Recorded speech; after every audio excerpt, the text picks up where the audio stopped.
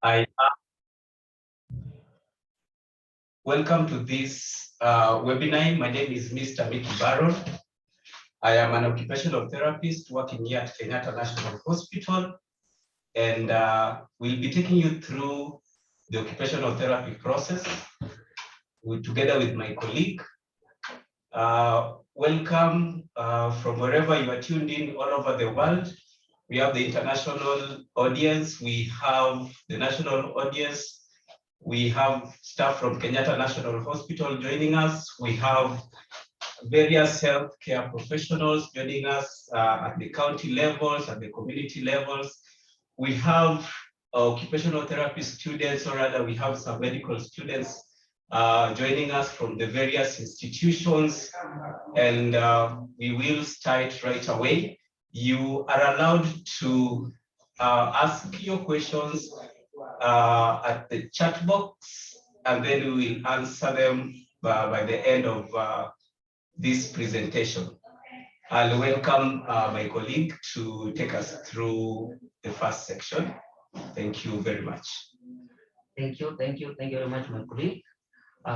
It's hard. I'm with my colleague here, Mickey Baron. My name is Paul Elijah, occupational therapist, Kenyatta National Hospital. We are talking about the occupational therapy process. I'll begin by introducing what is occupational therapy, where we are about in Kenyatta National Hospital, and what we do in Kenyatta National Hospital. Occupational therapy, according to World Federation of Occupational Therapy, World Federation of Occupational Therapy, that is WOFOT, describes occupational therapy as a client-centered profession which is concerned with promoting health and well-being through occupation. And what do I mean by occupation? Occupation refers to everyday activities that people do as individuals, families, and communities, and bring meaning and purpose to life. So, what do I mean by occupations? Occupations include things people need to do, want to do, and are expected to do. Among the occupations people participate in include activities of daily living, work, leisure, play, education, and social participation. So at KNH, occupational therapy department is within the Kenyatta National Hospital. And where is Kenyatta National Hospital located? Kenyatta National Hospital is located in west of Upper Hill area, the capital city of Kenya, that is Nairobi. Within KNH, occupational therapy department is strategically located at the main tower block opposite brand transfusion unit, and that is on your way from the accident and emergency center. Occupational therapists here in Kenyatta, we work both in outpatient and inpatient.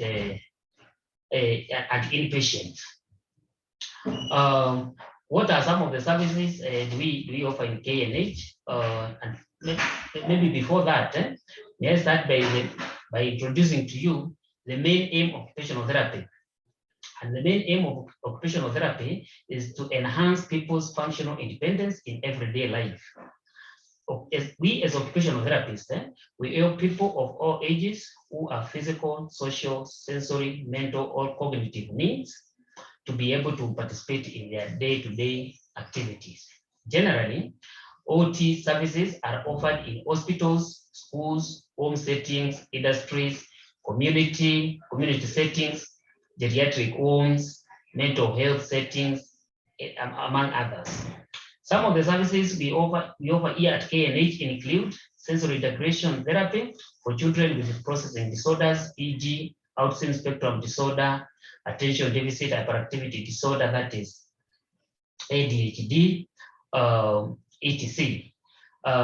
We also train delayed milestone and regressed developmental milestones. And what can cause regressed milestones is probably, especially for children who might have suffered cerebral palsy, maybe when they were growing, or children who were born and maybe they suffered cerebral palsy during the process of delivery. We also do oral motor facilitation and communication skills. We also do driver assessment and rehabilitation for persons with various disabilities. Also, we also do home and work placement assessments and modifications. We also provide assistive devices and adaptations, e.g., plates, bathing aids, sitting aids, etc. Assuming that is not enough, we also do lymphedema and scar management, art therapy, neuro rehabilitation, especially for those people who might have suffered stroke, Parkinson's, GBS, that is Guillain-Barré syndrome. And the other service we offer here at KNH is enhancing mental well-being to support performance and participation in occupations. When we talk of occupational therapy process, what do we mean? Occupational therapy process involves the interaction between the practitioner and the client.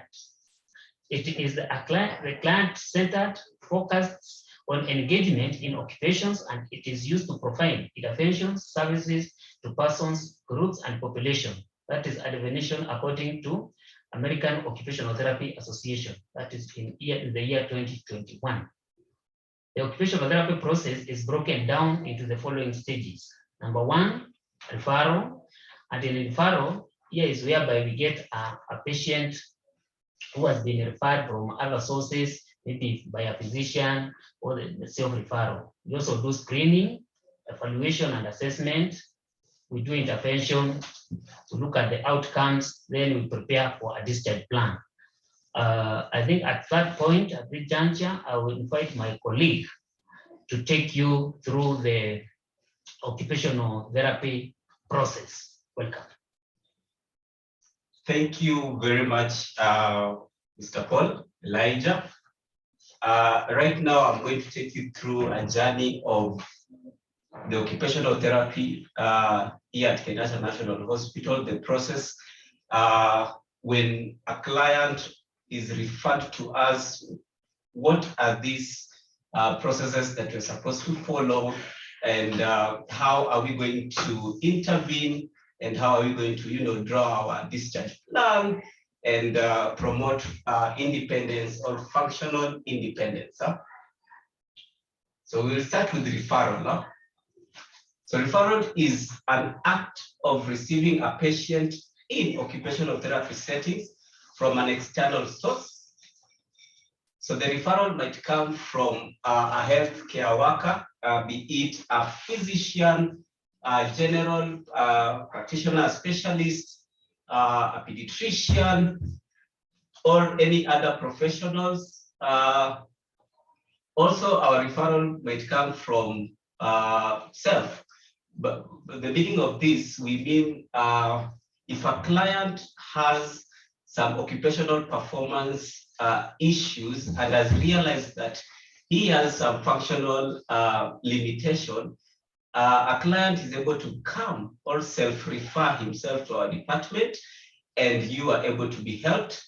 So the patient may be accompanied by a referral note from the referral source or any medical record information, just to back up the reason as to why the client has been referred to us, or nothing as in self-referral, in a self-referral situation.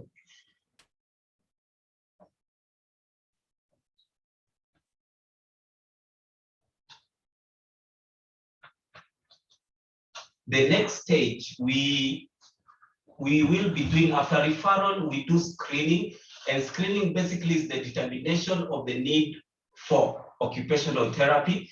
This might be done through, we do review the client's records, the client's medical records. We see previously where has he been seen and why has he been referred to our department. We use brief screening tests. We do interview the client's caregivers in case a client is referred to us and is accompanied by caregivers. We do observation of the client, and also we discuss our findings with the referral source. After this, a comprehensive assessment and evaluation is arranged. This includes we are going to, of course, discuss with the client as to when he or she is supposed to come for an assessment or an evaluation, at what time, and also we are looking at what are the requirements that the client is supposed to come with.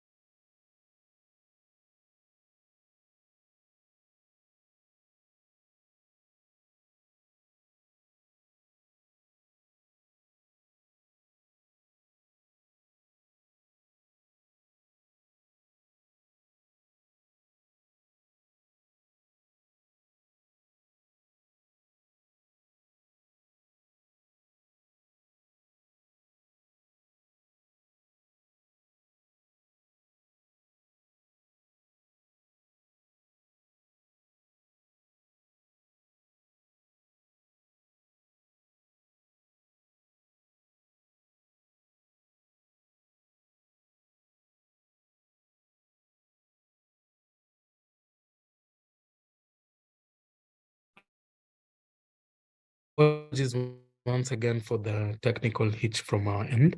The presenters are now back on. Hopefully we can proceed. Mike, are you able to hear me?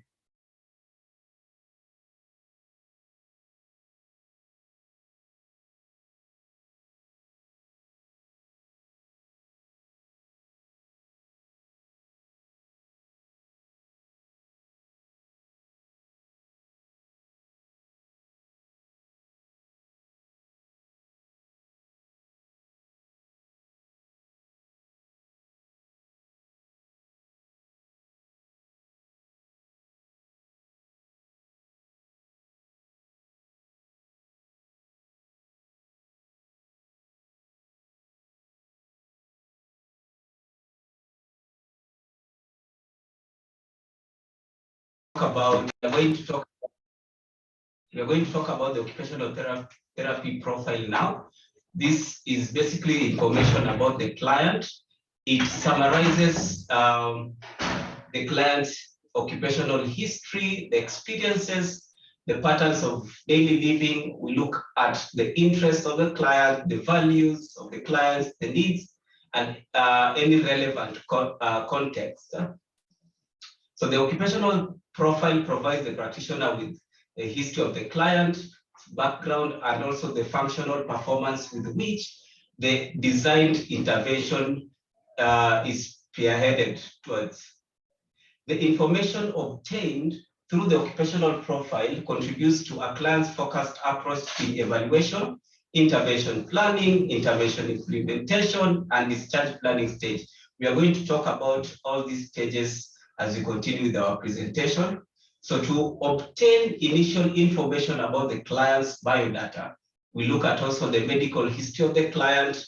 We look at the living situation of the client. Is this client in a home care environment? Is this client based at his home? We look at the social aspect, the educational aspect, and also the vocational background. We also, after looking at the occupational profile, the information gathered from the occupational profile will enable us analyze the performance of our client. Under the occupational performance, we look at specific components, we look at the client factor, we look at the performance pattern, we look at the performance skills. We also look at how does the client interact with the environment and what behaviors are required so that the client is successful at performing a certain task. at hand. Number 4, we are doing the intervention phase. So the intervention phase, basically, it addresses the client's needs. What are these issues that has brought a client to our department, and how are we going to help the client, go through this havoc that he or she is going through. So basically, we are going to summarize the client's needs. The client's needs, you are looking at the competency level and the dysfunction. So the occupational competencies, basically, these are the everyday activities that it depends on the complex interaction between the individual, the occupation, and the environment. Basically, we are looking at a person. How does a person engage in his occupation, and how does the environment complement the occupation or the performance of this person to do this occupation? If a client is unable to perform all these activities, then we will say that the client has some occupational dysfunctions. So the occupational dysfunctions, these are temporary. They are temporary, and the client is unable to engage in his roles. If the client is a father after suffering from an injury, perhaps maybe he can't play a role of a father. We are looking at the relationships. We are looking at the occupation expected of a person to, the occupation expected of a person of comparable age and sex within a particular culture. We are looking at if a child is 3 years old, compared to his peers, is this child able to, process information well? Is this child able to perform his occupation? For example, is this child able to go to perform schooling? So this actually becomes more pertinent when a person is unable to do ordinary everyday things they need to do, they want to do, they value or require to do. So if your performance has been affected, you won't be able to do what you're required to do, what you need to do, what you want to do. And this one actually would actually not enable somebody perform his occupation. It is often when a person experiences this dysfunction that they are referred to an occupational therapist. So under intervention, we look at now the intervention. We look at now the intervention planning. After we've come up with the specific needs of the client, we look at the solution. What are we going to do to solve this issue? Number 1, we will be forming goals and objectives, which might be short-term and also long-term, according to the prioritization of the client. Because we are using a client-centered approach, we are able to come up with the goals that are of top-notch importance to our client. So at this level, the occupational therapist will select a model of practice and also a frame of reference from which the OT operates in which an OT operates. Basically, when we are offering solutions, we formulate some hypotheses, we have different theories that we have, but now to back up our theories, or according to the findings that we've gotten, we look at the frames of references that will guide us to actually have a solution to a certain need that the client has presented with. So a frame of reference selected provides the occupational therapist with guide of clinical reasoning and intervention planning. So for example, a client comes to our department and he is presenting, a child presents with some sensory processing disorders. For example, the child is hypersensitive. So you will see the child really blocking the ears. So as an OT, I'll have a theory at the background, but now I will be guided by a frame of reference which will guide my intervention.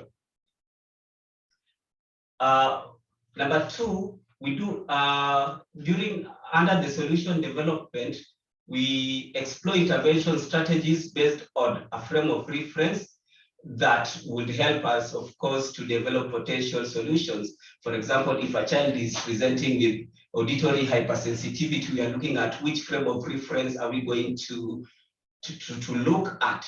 Is it the sensor?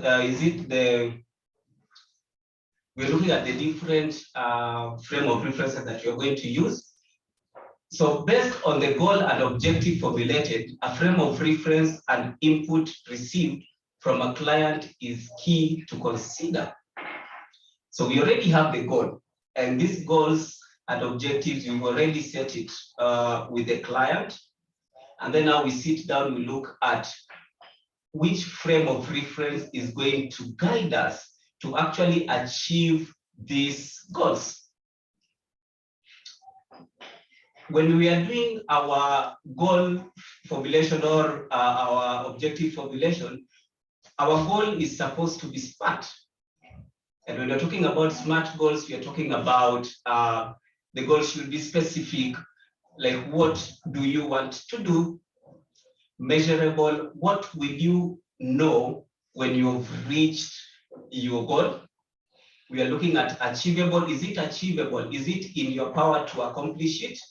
We're looking at the, is it realistic? Is it realistically achieved? Because sometimes we find other goals too broad that they're not realistic. And also the goal should be time bound. So when are we exactly to do what we want to accomplish? So step 2 of planning of action, we are under the intervention now. So intervention methods that will help the client achieve the goal determined, number 1, the various interventions include, we consider the tools or equipment needed.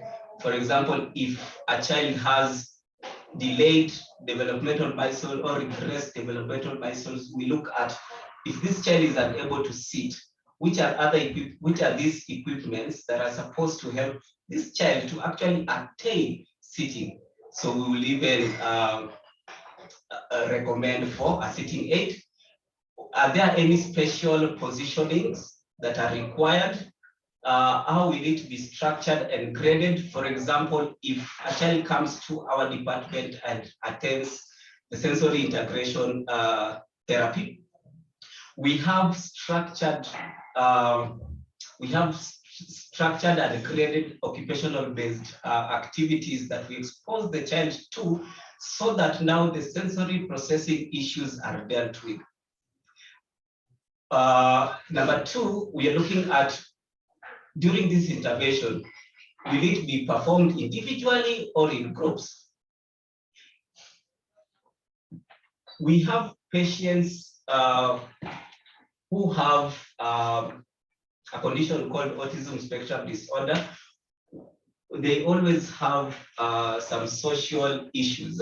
So during our plan of action, we would expose this child in a group setup to actually facilitate the social abilities of this child.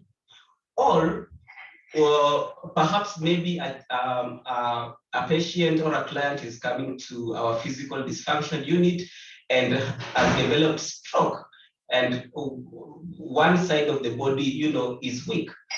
Then the occupational therapist at that station is able to work with this client so that this client is able to engage in the various occupational-based activities to help the client promote his functional abilities. So intervention methods are based on frame of reference selected. As I told you earlier on, frame of reference, these are just guidelines that are guiding us in our practice. We also now assess, when we're doing this, we assess the risks that might be involved. We are looking at the outcome of the intervention.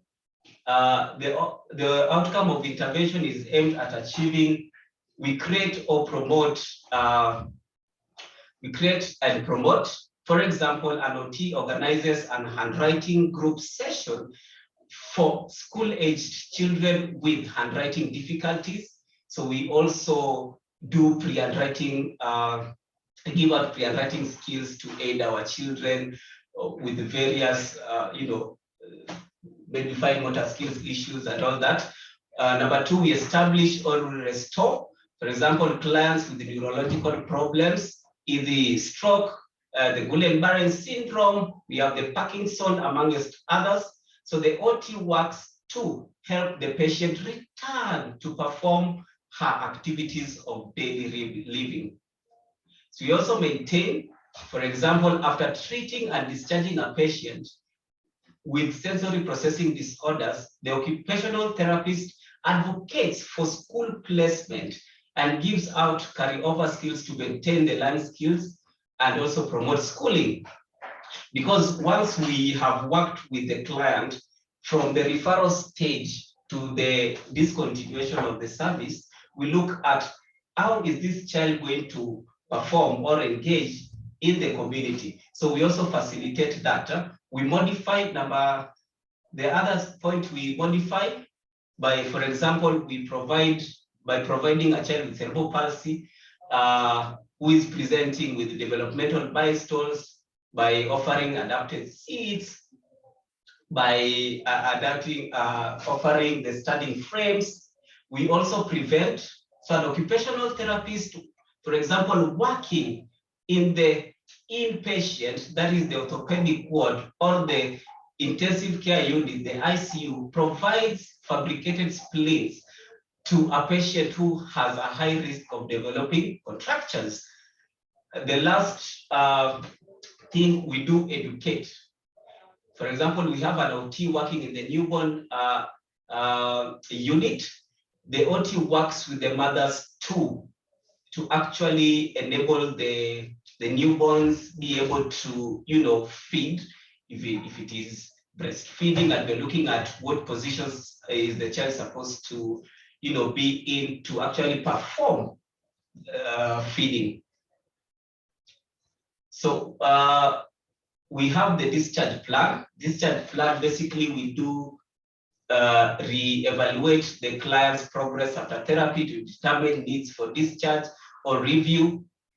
So basically what we do, we look at, we have been working with this client from, from the referral stage where we had the first encounter with the client up to the discharge phase. We are looking at what have we achieved and what has not been achieved.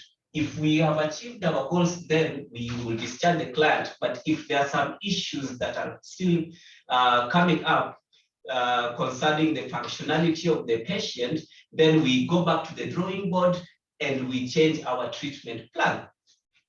So also we do coordination. Under the discharge plan, there is coordination and facilitation of services for the purpose of preparing the client for the discharge. For example, an occupational therapist working in the physical dysfunction area will train a client to safely move around the house, actually transfer and perform basic self-care. Number two, another example, we're looking at mobility in the house to perform and engage in certain occupations like meal preparation. We are looking at now coordinating with the caregivers in assisting the home, work, and school environment for suitability of the client's performance of occupations. And then also we do recommend home modifications for safe living.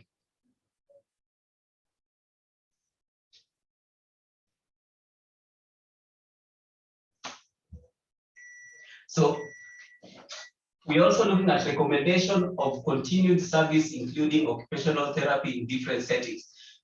Like for example, here at Kenyatta National Hospital, we receive referrals from all over the country. And once we have worked with a client for a quite a period of time.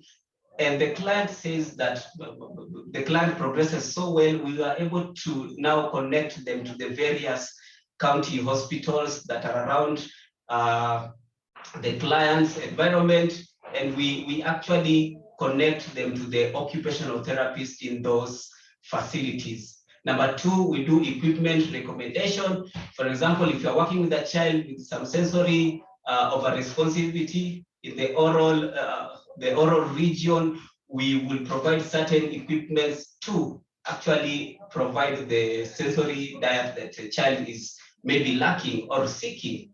Number, the last one, we do training of family members and caregivers carryover skills. Carryover skills, basically, we give out home programs. What are these skills that a family member or a caregiver is able to do at home to actually complement the services or the intervention that we've been giving here at our department, occupational therapy department. So the client is discharged when they have attained the goals stipulated in the intervention plan. Another reason, when he or she has realized the maximum benefit of occupational therapy and is comfortable to continue with normal occupational performance. Remember, our main aim, we are looking at the functionality of this patient. If the patient or if the client is able to perform these occupations, then we can discharge them, or when they are seeking services elsewhere. Because that we do a lot of client-centered approach, the client's view is always our priority. And we are always able to refer to maybe the nearest health facility so that he or she can continue with the occupational therapy services. The OT writes a discharge summary indicating the client's initial findings. What were these findings of the client? What were the weaknesses and what were the strengths of the client? And which services were offered? Was it sensory integration? Was it the oral, motor, and communication facilitation? Was it training on the delayed developmental milestones? Number two, after working with the client, we look at what is the current functional level of the patient. What are the current functional level of the patient? We look at the changes that were made throughout the OT intervention. What were these things that were changed, or rather which were modified to promote the patient's functional or functionality? Number two, it also includes the recommendations. We might recommend, number one, for school placement. If it's a child, we can recommend for an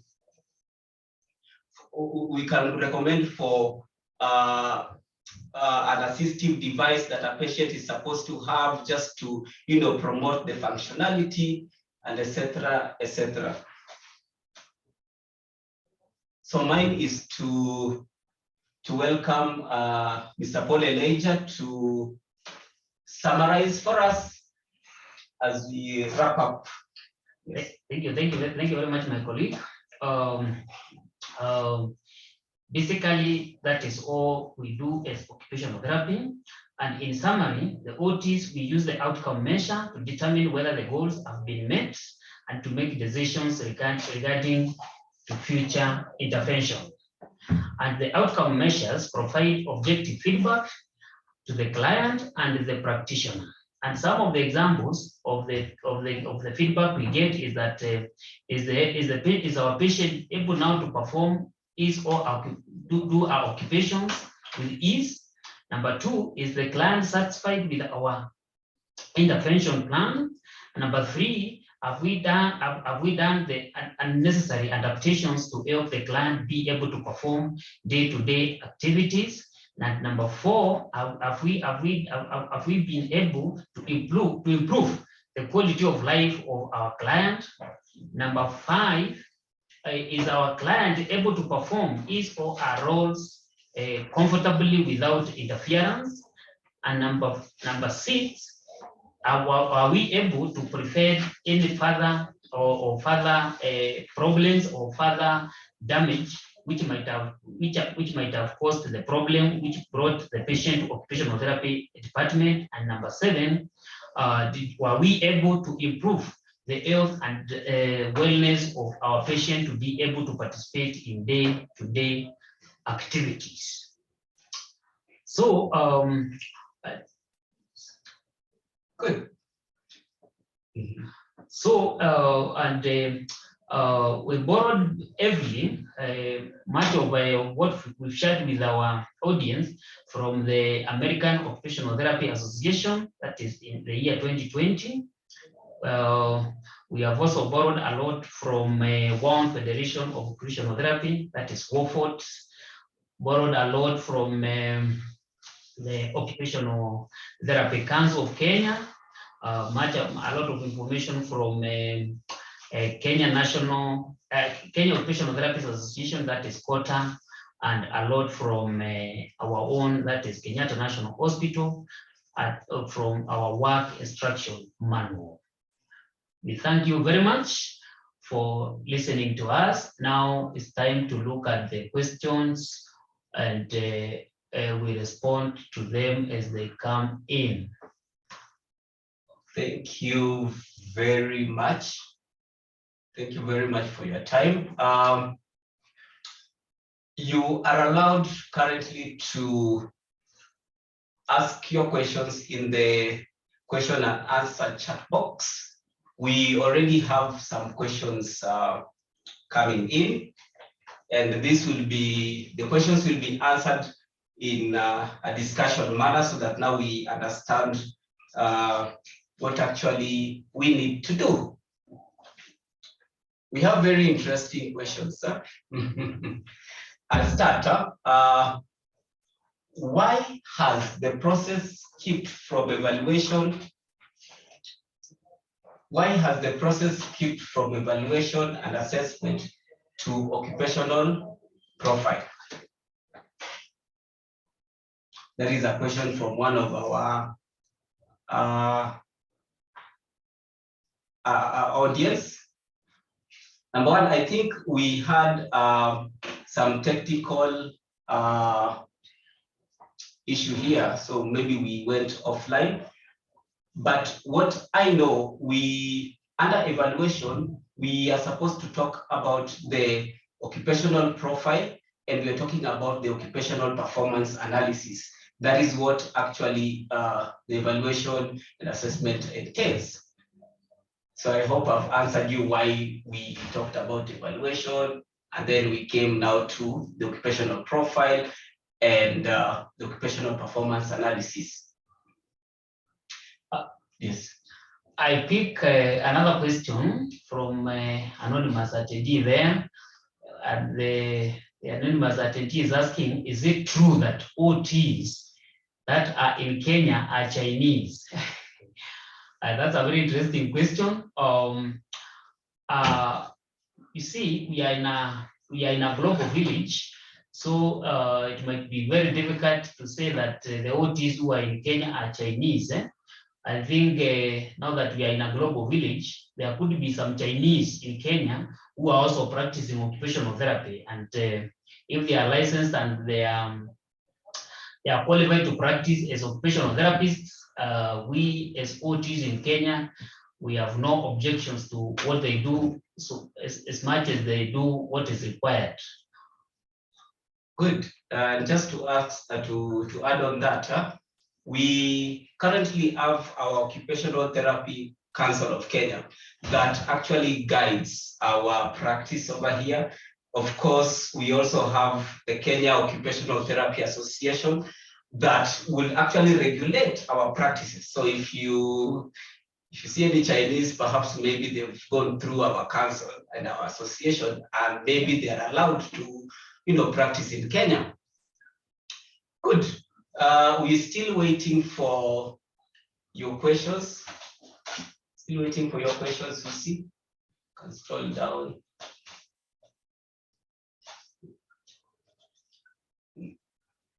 Kindly keep on posing your questions.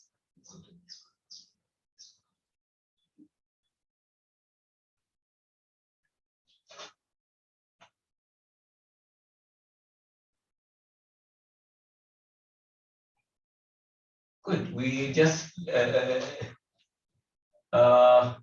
is Martin Nafuho. He's saying occupational therapy is basically a home and workplace based health management support given.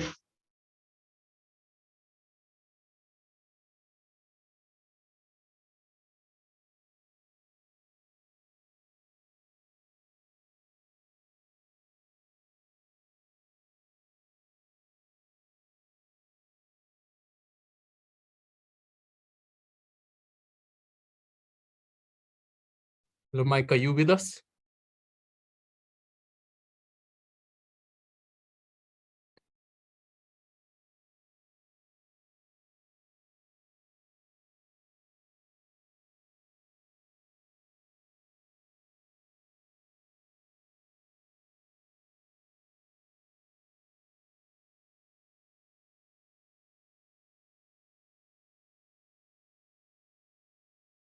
Hello, Mike and Paul, are you still with us?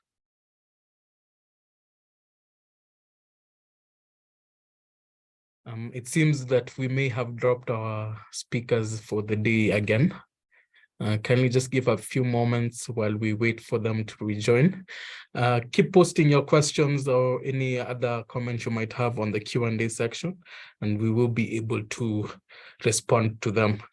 At the moment, as we're waiting for the speakers to rejoin us in the talk, I would like to address the CPD queries that have been posted on the Q&A box. For KMPDC, we have a question from Winnie Kemunto asking when you will receive the points. The points are automatically updated in the ICPD portal after we have uploaded the attendee list for each webinar session that we have. So this should be reflected on your ICPD account. So kindly visit the portal so that you can see the status of your points. For PPB, we sent out an update through email notifying you of all the sessions that have been uploaded on the PPB portal. So if you haven't gotten the chance yet, so kindly visit the portal so that you can get the opportunity to subscribe for the sessions, and you will not miss out on the CPD points of the sessions that you have participated in.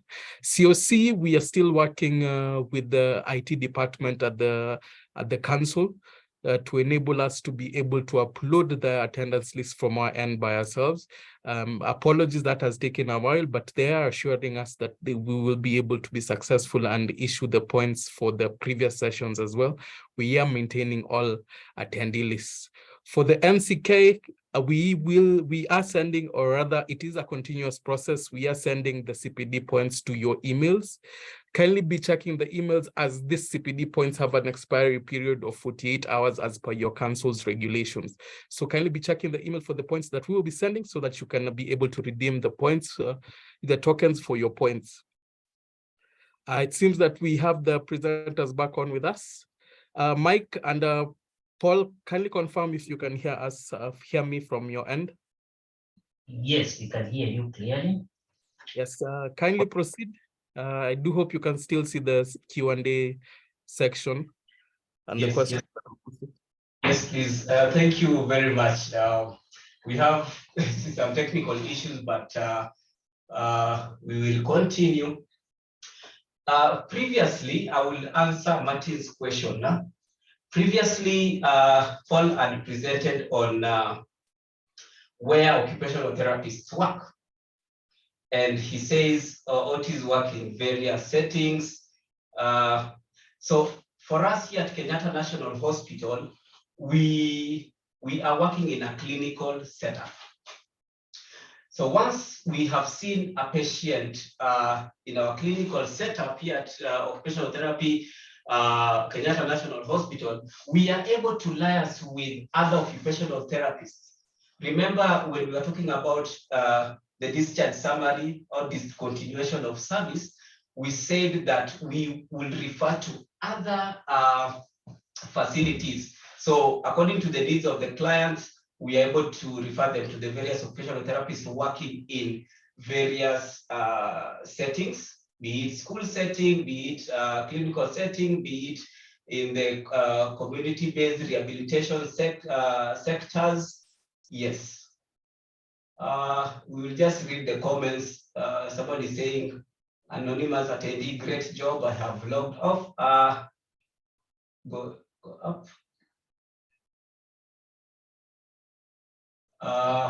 Mary Debo is saying, I appreciate your help, guys. My daughter is your client and you have really done a lot to her. Blessings. Thank you very much, Mary. Our main aim is just to impact, transform, and save lives here at Occupational Therapy Department.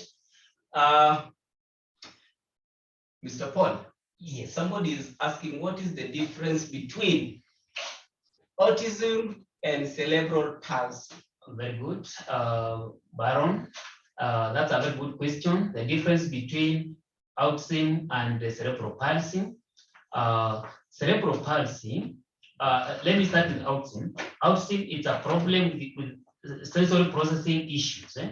A child suffering from autism has got issues to do with sensory processing problems, while cerebral palsy is an issue whereby a part of the a child's part of the brain tends to be affected, probably during birth, if they suffer as birth asphyxia, and they fail to breathe immediately after they are born, or they fail to cry immediately when they are born. So there is a clear and distinct difference between cerebral palsy and autism, I would say. Good. Mike? But also we can have similarities in terms of now the developmental delays. You can find a child who is suffering from autism spectrum disorder, also having lack of speech, together with also a child who has cerebral palsy or a client who has cerebral palsy. But what we should know is that autism spectrum disorder, it's a neurocognitive disorder that is associated with delayed speech and language. We look at the deficits in social skills, and also we look at the various the stereotype behaviors or the behaviors that a child is presenting with. At the same time, now when you go to cerebral palsy, because it affects the brain and more so the motor skills are affected, a child might present with delayed or regressed developmental milestones. And that is why now you're supposed to refer your client to the Department of Occupational Therapy. Good. Other questions are still streaming in. How do you differentiate a child's inability to comprehend and process information from speech difficulty? And how do you approach management in delayed information comprehension in a child? Thank you very much. This is an anonymous attendee. In the occupational therapy specific assessment areas, number one, we are supposed to do a comprehensive and an evidence-based assessment. And then we look at what is this not enabling the child to actually speak, to actually develop speech, or why is this child actually processing information at a slower rate? So after we have had the different assessments and also guided by the frame of references that we use, we're able to pinpoint what might be the issue of the child. So for the anonymous attendee, I would recommend you to visit our occupational therapy department here at Kenyatta National Hospital. As we said, we are located at the main tower block, ground floor, just opposite BTU. You will just walk in and we will be able to formulate a treatment plan for you. Again, we have an anonymous attendee there. who is asking, when you say occupational therapist recommend for school placement, do you mean the occupational therapist will select some specific schools from any place in the country? Now, what we do, what we do as occupational therapists at Kenyatta National Hospital, after seeing a child for some time, and we realize that the child has achieved much of what we had stipulated in our goals. Basically, the taking the child back to school might be our long-term plan, and we recommend that these children they be placed in an integrated school so that they can also learn from other children. Good.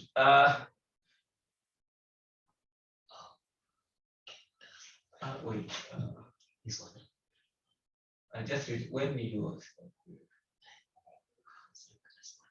Number one, I sit at the I sit at the multidisciplinary team here at Kenyatta National Hospital, and what we do, we collaborate with the other healthcare professionals to actually facilitate school placement.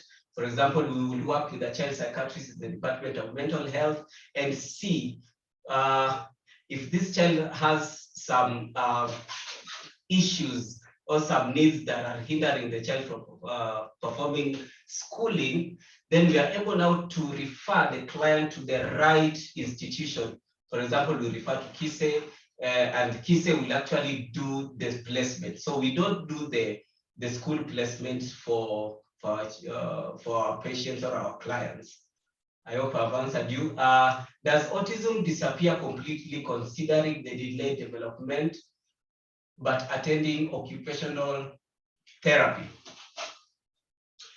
This is from Catherine Kango. With autism spectrum disorder, we would manage the sensory processing disorders that the child is presenting with to promote his functionality or to promote his engagement, or even to enable the child be able to perform his occupation, which is play. So with autism spectrum disorder, it does not go away completely. The condition itself does not go away. The condition itself is there. But now when you come to our department, when you come to the sensory integration unit, we manage the sensory processing disorders and other aspects that the child is, presenting with. For example, if the child is too much aroused, we're able to offer the right sensory diet, and the child is able now to, calm down and settle down. If the child has some cognitive deficit or cognitive issues, we are looking at how are we going to engage this child to actually facilitate or enhance his cognitive abilities. So once we've achieved all these interventions or these objectives that we have set with this patient, we are now able now to graduate him to another level. But at the back of your mind, you're supposed to know that the autism does not go away, but the occupational therapists actually, we promote independence function of the child. We just want the child to be independent. If the child is supposed to wake up in the morning and go to school, we are looking at what are his or her routines. At what time is he waking up? Which activities is he or she engaged in? If the child goes to school, when he comes back, what do we do until the time he goes to sleep? So we are trying to look at, is this child independent? Is this child able to engage in the various occupations that he or she is required to? Yes, I hope I've answered you, Catherine. We can continue. Installing these questions are still streaming in. Thank you very much. We are getting a lot of questions. This is nice.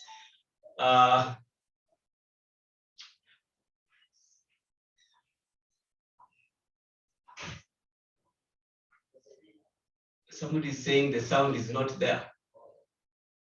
But this is How is pediatric assessment done in Kenyatta National Hospital?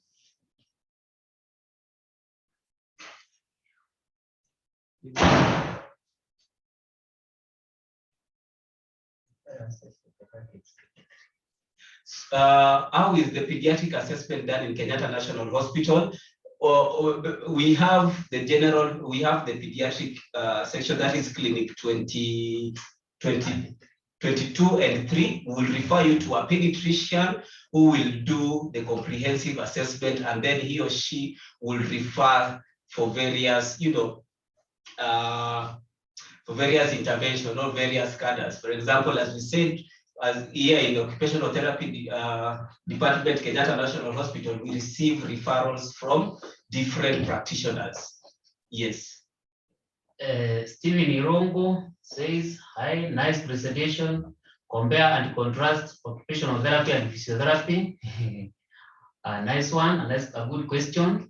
Occupational therapists, we are concerned with the occupational issues or occupational performance of the patient and what limits the patient from participating in day-to-day activities of daily living, while physiotherapy will be mostly concerned with the mobility and the ranges of motion. Good. Somebody is asking about the CPD points.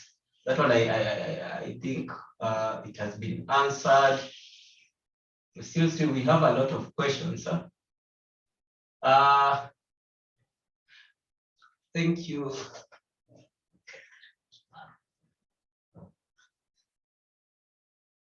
Okay. Skip. And you can still post your questions.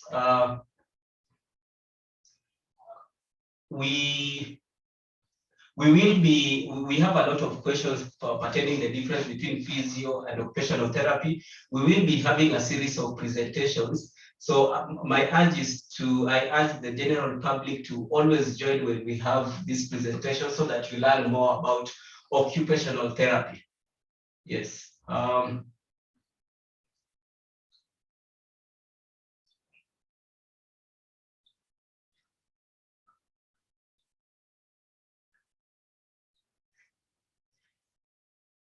Good.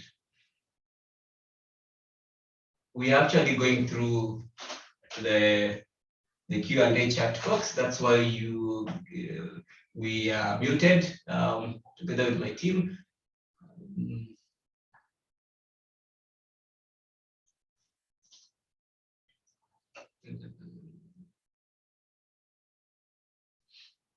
Okay.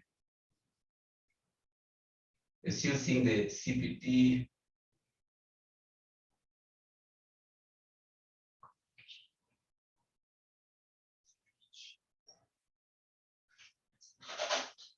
Hi, Mike. Maybe I could assist in taking you through the Q&A section. Thank you. We are at Caroline Omboka. Caroline asks, most autism patients do not talk. Do OT help them in communication and are speech OT? Number one, we have a very big difference between speech therapy and occupational therapy. As I said, when you are handling children on the spectrum, we are looking at what are these processing aspects that this child is presenting with. What is this hindering the child from the